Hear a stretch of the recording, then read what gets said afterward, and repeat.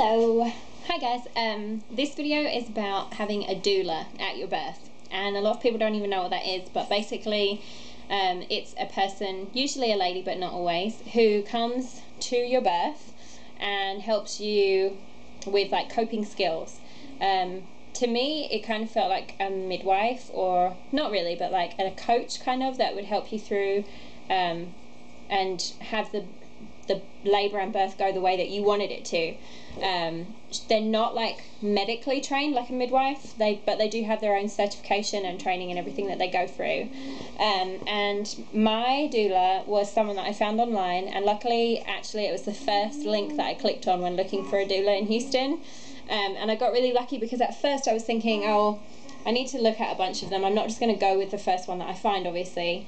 But we ended up finding her first and setting up an interview and really liking her.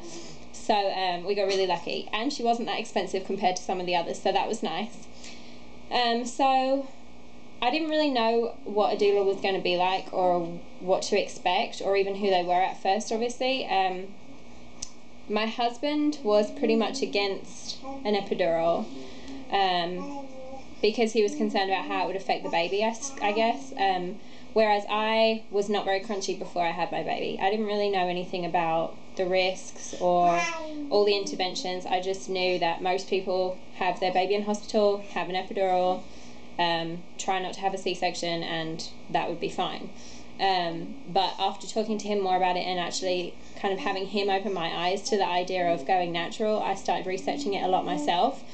And somewhere in amongst all that research I learned about doulas, and so Finley's over there playing, making a lot of noise. I'm sorry if you can't hear me, I'll try and talk even louder.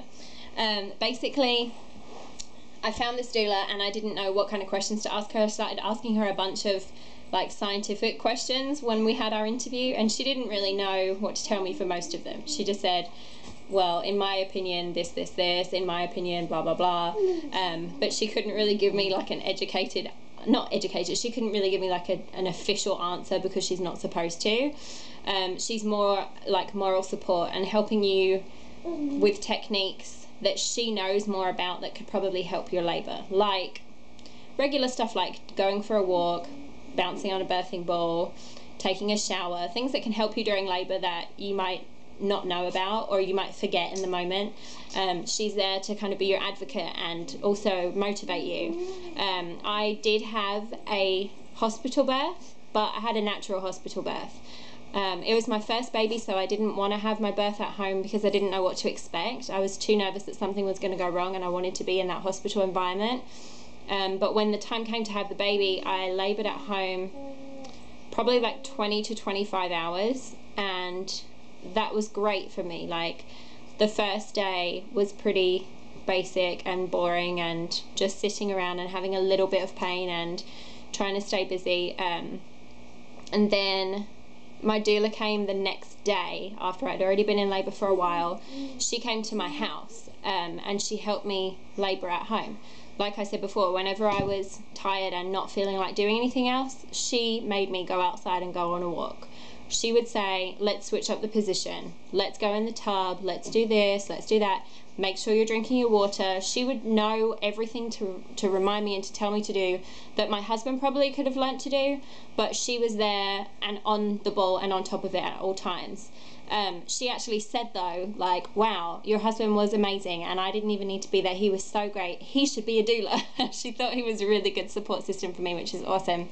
And they kind of just switched off. Like my labour lasted for a while, so one of them would take a nap while the other one was helping me, and then vice versa. They were just both doing the same kind of great supportive role. Finley, don't cry, I'm almost done. Anyway, so she came to the hospital with me when it was time. She said, you know, now that you're done with transition, the baby's about to come, you need to get to the hospital. So we went kind of last minute. And she stayed with us there while I birthed. She helped me stay focused right through the pushing and everything. I was in obviously lots of pain and wanting to scream my head off, and she kept telling me in kind of a mean way to get me to focus. She would say, look at your husband, stay on track. Like she knew exactly what to tell me to do, and at the moment it didn't feel harsh at all. It felt like that was exactly what I needed, which was great. Let me pick him up real quick because he's not going to stop crying. Okay, so after the birth was over, she stayed for a few minutes and then she left after that. After the birth, she ended up becoming one of my best friends. Now that I have a kid and she has kids also, we hang out all the time. She's a great person, and we have a lot of similar views on stuff, and she's very open-minded and really knowledgeable and educates herself on crunchy topics and things that she's interested in all the time. She's like an attachment parent kind of person, and has a lot of information on things that I'm interested in, so she kind of helps me out a lot of the time. And what else can I tell you about her? I just think even if they don't become your best friend, they're a great help and support system, and they may not know everything and they may not be medically trained to be able to help you with your birth like you might think. Well, hopefully you don't think that, because I just explained that that's not who they are. But I would say don't expect someone that's going to make your labour a piece of cake, because it's just not. But they are going to hold your hand and help you through every step. And for me, a few $100s was so worth it. I got to have the natural birth that I ended up wanting, and I got to labour at home most of the time, which I ended up wanting. And she really became a great person to have around, really. I don't know how best to describe it. But go out there and research doulas before you have your baby, and just find out if it's something that you might want. It might be out of your price range, it might not be necessary to you, you might feel like you know what you want already, you already have enough family around you, you don't need a doula, and that's great. But for me, even having my mum and my husband there, she was just an amazing person to have, to give me the best tips and force me into doing things that my family may be too close to me to kind of want to push me to do stuff. So it was really great to have her around, and I can't say enough good things, even though I'm saying them over and over and rambling.